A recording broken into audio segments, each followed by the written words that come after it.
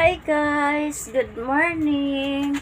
Time check is 6:32 morning. So for today's video ay magkakape tayo, no? Kasi ay masarap magkape. Then ayan. Ayan. Ayaw na tumayo.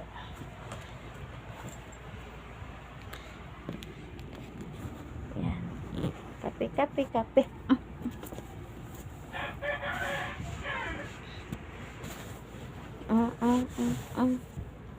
Gusto mo ng kamote? Pwede siya nito. Ha? Pwede siya ng kamote. Okay na. Pupunta ko na ng ulit muna.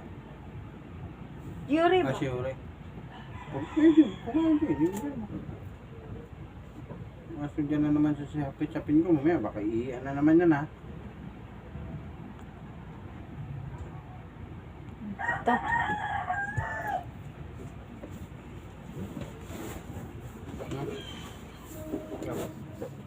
Kape po tayo. Ayan, kape. And ang pares ko sa kape ay kamote. Ayan. Ang natirang kamote kahagabi. Partner ko sa kape. Kasi wala naman akong tinapay. So kamote na lang muna. Ito ang pangalan ko. Sagad na ang atraso mo, Philip. George Trigan Jr. No? Ayan si Yore, lumapit na dyan sa camera. Doon ka. Hindi naman yan umihi. Ay, antayin ko pa talaga umihi. Hindi naman yan nag-ano. Antayin ko pa talaga umihi yan dyan.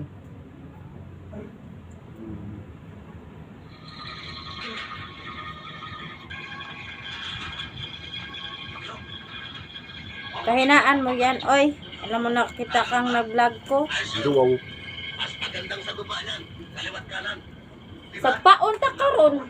Karoon pa man ko. Hindi pa man subon. Mama. Batasan yung buwang katig na. Iwan. Iwan talaga kita. Iwan. Lagot yung may batasan. Diba? Dali. Sino ayaw mo papakin ng pisngi mo? Bakit? Gusto mawak si kumpare. Kumpare na kayo dali. Oy, I'm not accepted din yung sayang anak. Bahala siya. Kumpare mo yun eh. Iyo. Wala kayong dalawa. Lagyan mo muna ng sugar konti. Lagyan mo ah. Tama na yan eh. Tatamis na tong kamote eh. Ikaw nagtimpla niyan eh. Tama na nga kasi matamis na tong kamote. Lagyan. Lagyan mo. Sabi. Ayan ha. Nandiyan na nga sa iyo eh. Asukal ba to? Asan naman to ah? Asin-asin ka dyan, mga tamo plastic.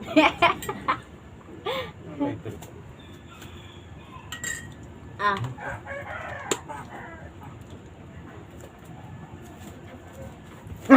Doon ka dyan. Wag na, hayaan mo muna yan. Hindi naman yan na gano'n. Naman lumapit siya sa camera, inaano mo din. Talaga naman ikaw. No. Pag ako mainis, ipapasok kita doon. Patay ka. Tama.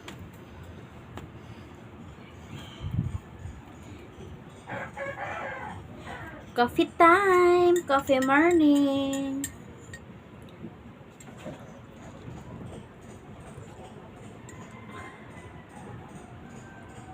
Ito. Tapos, kamote. Wala nga lang tuyo.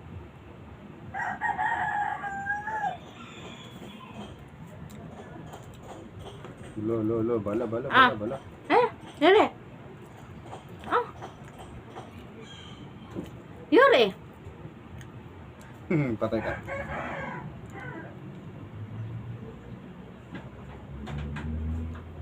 Ayaw niya yun. Ayaw niya. Kumain nga siya dun sa ano.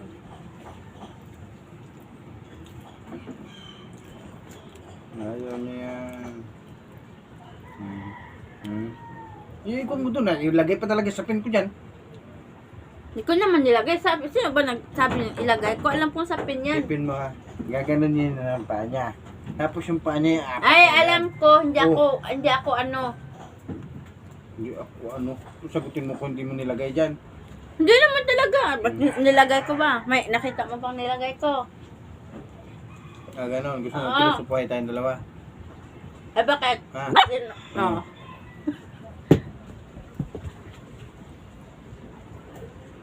Ikaw nang asal ka na ha. Ang butsi mo. Sige, wag. Huwag muna kong halik-halikan. Doon ka mag-kiss kung pare mo. Huwag muna kong halik-halikan ha. Huwag muna kong halik-halikan ha. Nanonood ako. So, kung nanonood ka, ano pakialam ko? Ganon ha. Ha? Huwag ka lang halik-halik sa akin ha. Huwag mo na akong tabihan ha.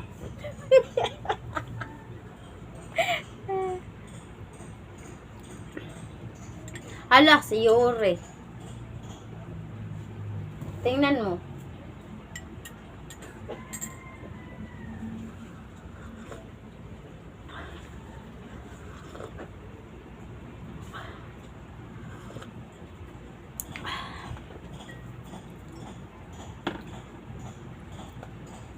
Sarap ng kamote.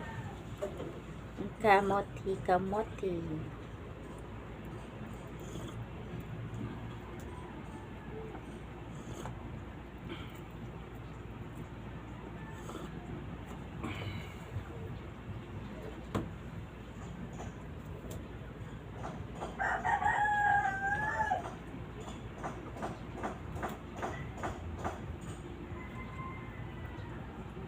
Kain tayo.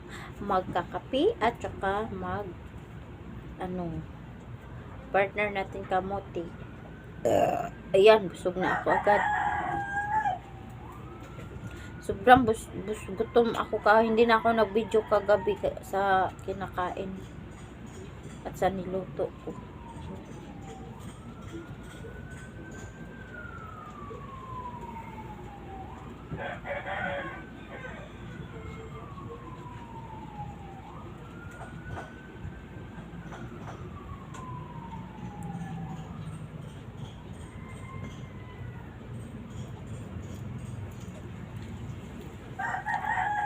Bigyan mo nga siya ng dog food lang ga. Naubos na yung dog food kagabi eh.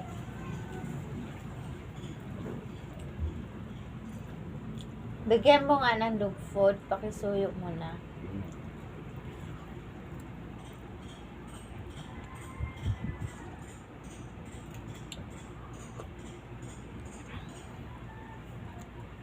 Akala ko ba kakain ka ng kamote, nagpapabili-bili ka nito, tapos hindi pala. Ilang beses ko bang sinabi sa'yo, tinanong kita kung gusto mo ng kamote. Kasi naghahanap ka noon pa. Kaya tinuro ko yan. Hindi ko sinabing bili ka dun, kakain ako. Sabi mo kasi, Kulit mo. Sabi ko, kung gusto mo ng kamote. Huwag ka na maglasal ka.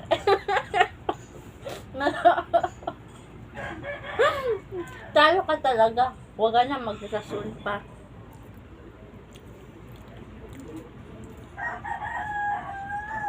Bigla mo muna umugog. Ayaw mo talaga makanyag.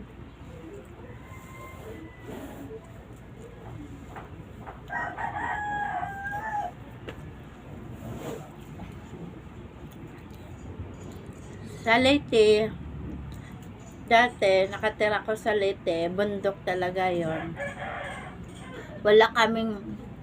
Naranasan kong hindi nakakain ng kanin, walang bigas, walang ulam, ganun. Excuse me, nagsasalita po ako.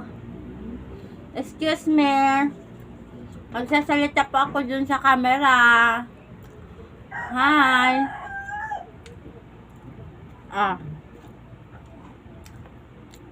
Teka lang.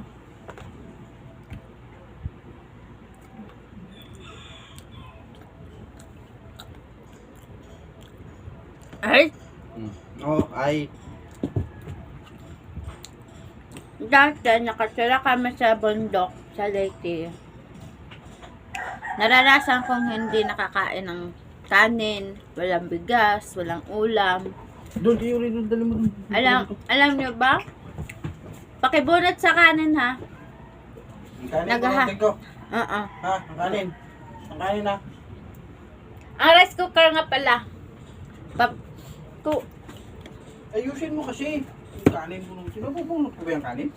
Huwag mo nga akong kausapin. Hindi bang mo? Huwag mo na akong kausapin. Maghanap ka ng kausap mo. Hanap naman ako ah. May piso ka naman dyan. Bili ka ng kausap mo. Oh, sige, ito 5 piso. Ito 2 piso. Nakabili na ako ng kausap ko.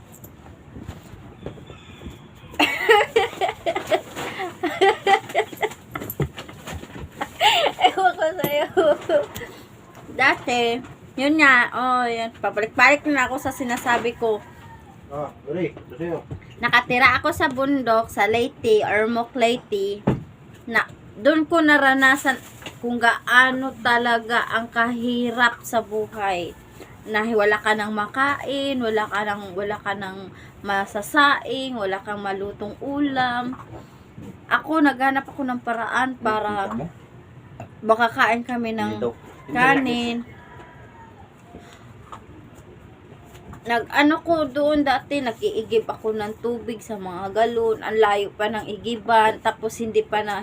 Yung iniigiban namin ng tubig ay ginawa siya sa lupa lang. Tubod sa Bisaya, tubod. Balon nga eh. Talaga naman yun. Ano? Balon. Balon.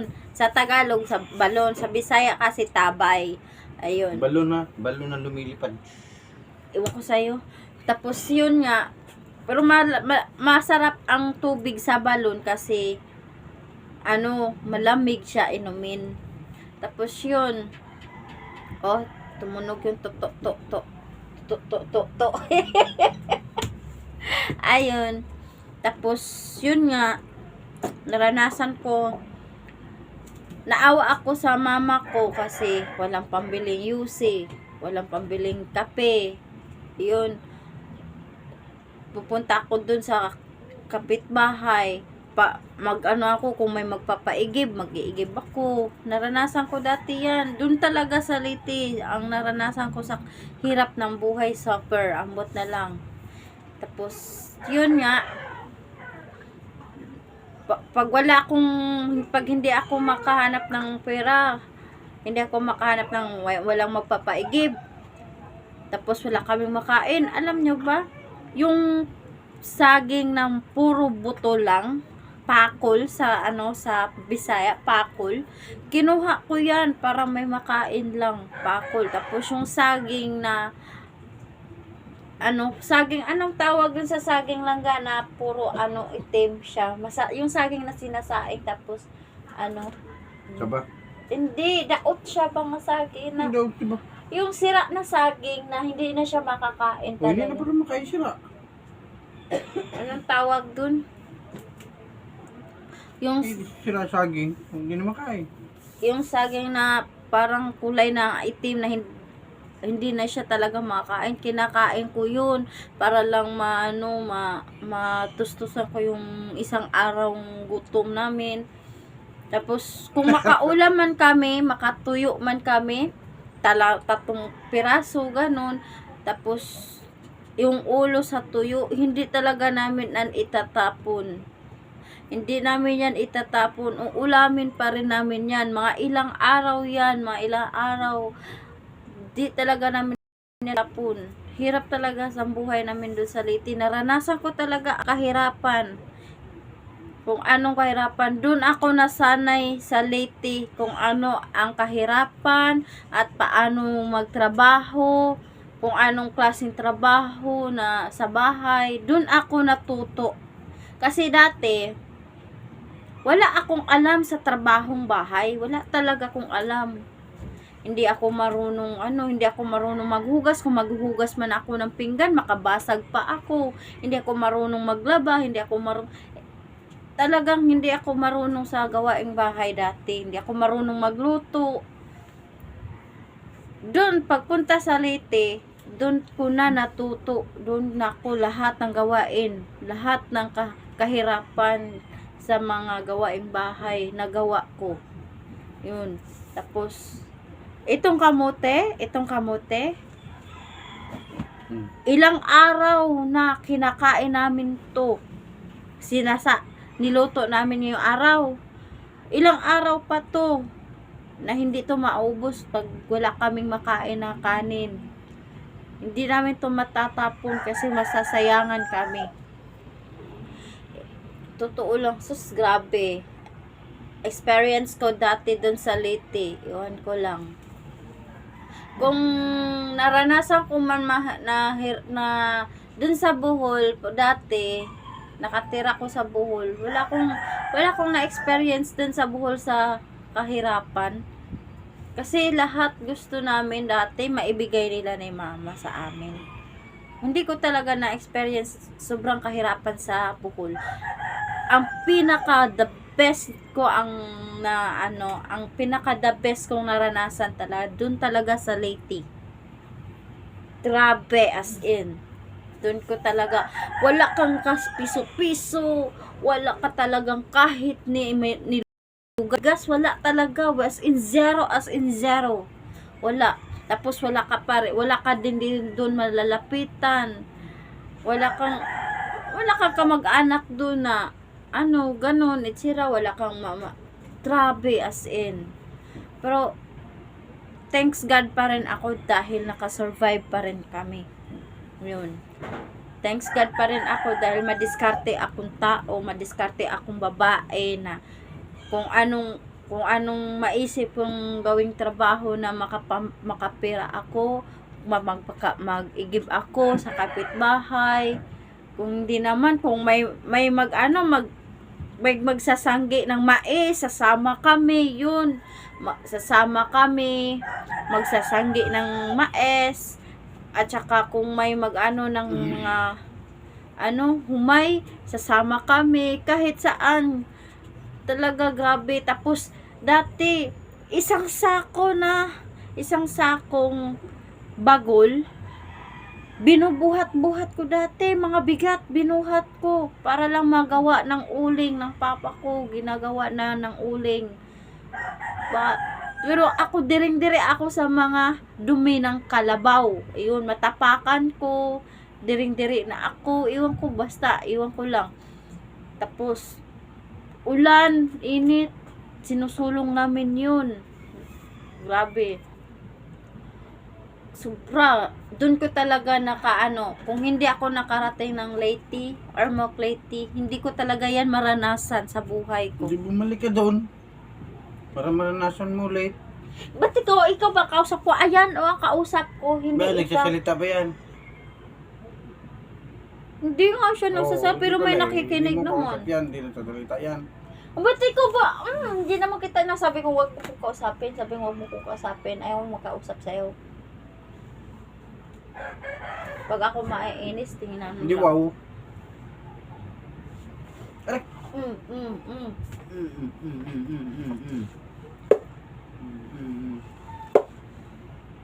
Sige, ulit.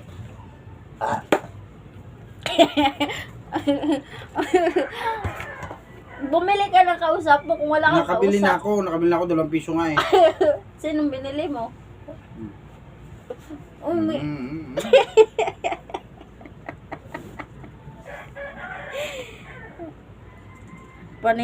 Panira ka naman ng moment ko. Sinishare ko nga sa kanila ang naranasan ko sa buhay ko. Tapos ikaw naman, sumasalik-salik ka naman dyan. Tapos lalagay mo na naman dyan. Napakan ko na. Tapos ngayon. Ngayon, ano? Ngayon, Lunes. O bakit? Reklamo? Oo. Huwag turpo ka doon. Doon barangay hall. Bukas.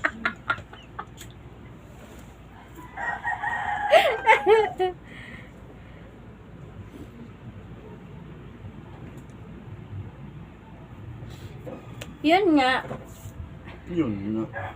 Ang naranasan ko doon sa Leyte, pasensya na kasi meron assuming kasi ditong isang tao. Napapansin. Yun nga. Yun ang na-share ko sa inyo. Hindi nga lang yan. Hindi pa yan, ha. Yung sumasama kami na sumasama kami sa pagsasanggi ng mais, mag-aani ng humay, at saka yung manguha ng panggatong, yun, manguha ng gatong. Alam nyo ba na ang isang bagay kung hindi ko makakalimutan na nag-alaga kami ng kalabaw. Diyos ko po, alam nyo ba na nahulog ako doon sa paliguan ng kalabaw, yung tunaan, kung sa Bisaya pa, tunaan. Umakyat kasi ako sa puno, yung puno naman na inaakyatan ko, hindi naman pala matibay. Ayun, doon ako shoot talaga ako, buti hindi ako sa sungay ng kalabaw. Yun, grabe, takot na takot ako. Alam niyo ba kung anong nasabi ko nung na-shoot ako dun sa tunaan ng kalabaw? Sabi ko pa kay mama, yung linta pumasok na sa pikpik ko. Ayun. Naalala ko talaga yun, grabe. Takot na takot ako na nanginginig. Gloria. Kasi baka mapalo ako ni mama, ganun. Sino ba naman hindi matatakot? Sino ba naman hindi nun? Baka papaluin ka dahil sa ganun. Subay ka, pabalik ka na. Ayun, yun nga. Tapos sumakay kami sa kalabaw, nahulog kami sa kaibigan ko. Kumari ko na nga ngayon, classmate ko dati, first namin kaibigan ko siya, naging kababata ko dun sa Leyte, hanggang nagka-classmate kami, hanggang ngayon nagkakumari kami. Si Marina Sinoy, hello Day, hi Ses. Ayun, si Marina Sinoy. Ayun, nahulog kami sa kalabaw. Muntik pa kami matamaan ng kidlat dahil sumakay kami sa kalabaw. Ayun. Si Mary Jane din. Nakalimutan ko palido nun, si Mary Jane. Tapos, yun nga. Grabe karanasan ko doon. Kung gusto ko talaga balikan yung naranasan ko doon, kung saan ako natuto sa hirap ng buhay. Gusto ko talaga balikan dong place na yun. Grabe memory ko doon. Pag may time na makaluwag-luwag ako, pupuntahan ko talagang place na yun dahil grabe memory ko doon. Tapos yun nga, hanggang natuto ako lumayas sa amin. Ayun, nung lumayas na ako sa amin, tapos pumasok ako ng trabaho, sus nako, ang mura pa ng sahod dati. Sa isang buwan, sa isang buwan mo ay 1,000. Ayun, ang sahod ko dati. Tapos, yun nga, pinapagalitan pa ako ng amo ko kasi hindi nga ako marunong maghugas. Tapos pag mag-away pa yung mga manok na yung pangsabong, umiyak ako nun kasi napagalitan ako kasi nag-aaway yung mga manok. Wala akong kaalam-alam ng trabaho. Hindi ako marunong maglinis sa bahay. Lagi ako mapagalitan ng amo dati